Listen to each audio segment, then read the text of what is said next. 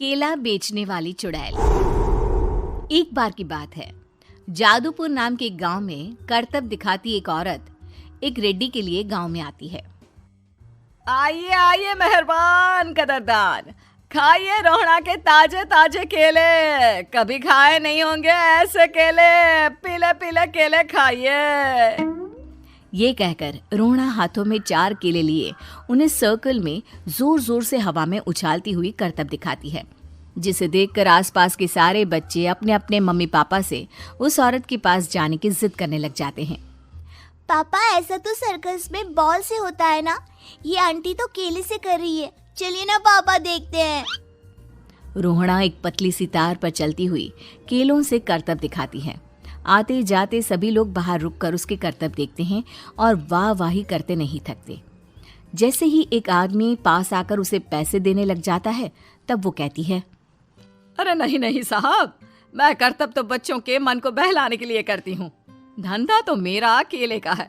पीछे देखो मेरी रिड्डी, जो भी मेरे केले खाएगा मेरी तरह चुस्त दुरुस्त और तंदुरुस्त हो जाएगा। पता चलता है क्या कि मेरी उम्र 55 की है।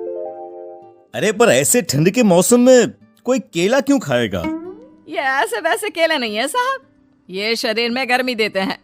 ठंड को दूर भगाए जो भी रोहिणा के केले खाए। पापा, अगर मुझे केले नहीं मिले तो मैं घर नहीं जाऊंगी। तभी उसके पापा कहते हैं कि बेटा, केले ठंड में कभी गर्मी नहीं देते। ये सब कहने की बातें हैं, सामान बेचने का तरीका है इनका। पर पिंकी नहीं मानती। मैं केले खाऊंगी। पिंकी की जिद के आगे नत्थू हार जाता है और उसे केले खरीद कर दे देता है। पिंकी खुश होकर केले घर ले आकर खाती है। अब मैं भी करतब करूंगी, कितना मजा आएगा। जादुई केले। पिंकी पहला केला खत्म भी नहीं करती कि वो बेहोश हो जाती है। दूसरे केले से एक काला धुआं आता है और रोहड़ा चुड़ैल बनकर बाहर निकल आती है। मेरे भूतिया केले बच्चे न खाए, ऐसा हो ही नहीं सकता। जादूपुर वालों, कब तक बचोगे? आ गई हूं मैं रोहड़ा, जिसका कोई नहीं कर सकता सामना।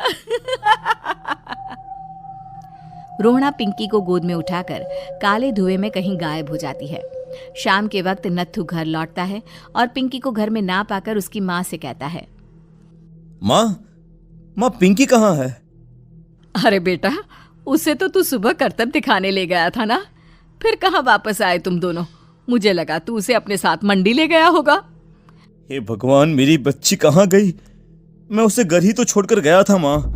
नत्थू गांव के घर कोने में अपनी बेटी को ढूंढता है, पर उसे वो कहीं नहीं मिलती। परेशान होकर आके रो रो कर नत्थू हिम्मत हार कर घर लौट आता है।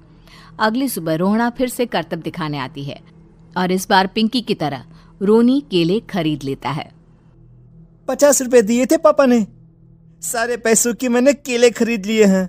अब मैं भी आंटी की तरह ही करतबबाज बन जाऊंगा।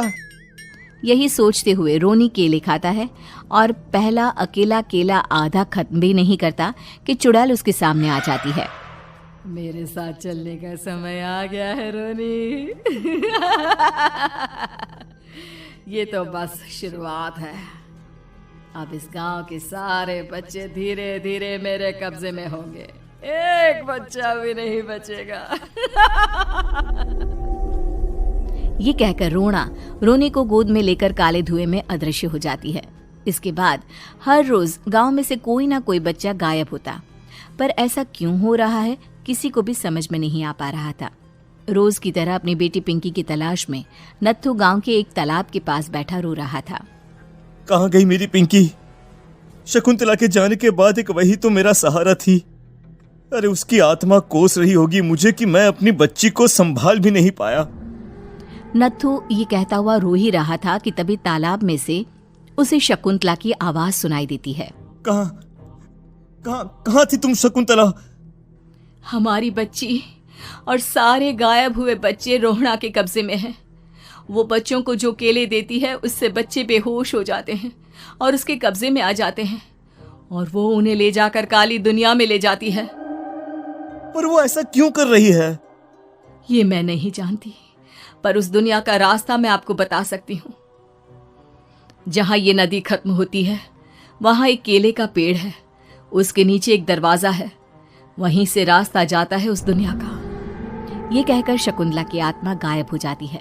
गांव के सभी लोग झुंड बनाकर उसी रास्ते से काली दुनिया में चले जाते हैं और वहां देखते हैं कि सारे बच्चे वहां काम कर रहे थे। पापा मुझे ले चलो यहाँ से। पापा पापा। सभी बच्चे अपने मम्मी पापा से लिपट जाते हैं।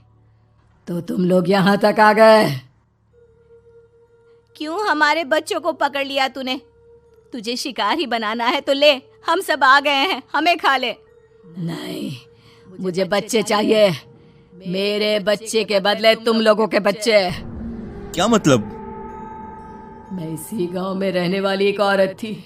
केले की चोरी के इल्जाम में मेरे बेटे को गांव वालों ने इतना मारा कि वो मर गया।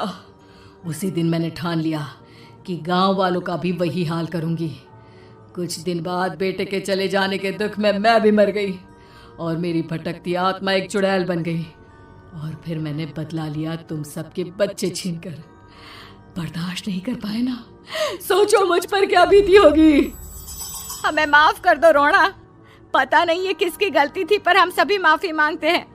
हमारी खुशियां लौटा दो, तुम भी तो एक माँ हो। गांव वालों की बात सुनकर रोना का मन पिघल जाता है और वो बच्चों को छोड़ देती है।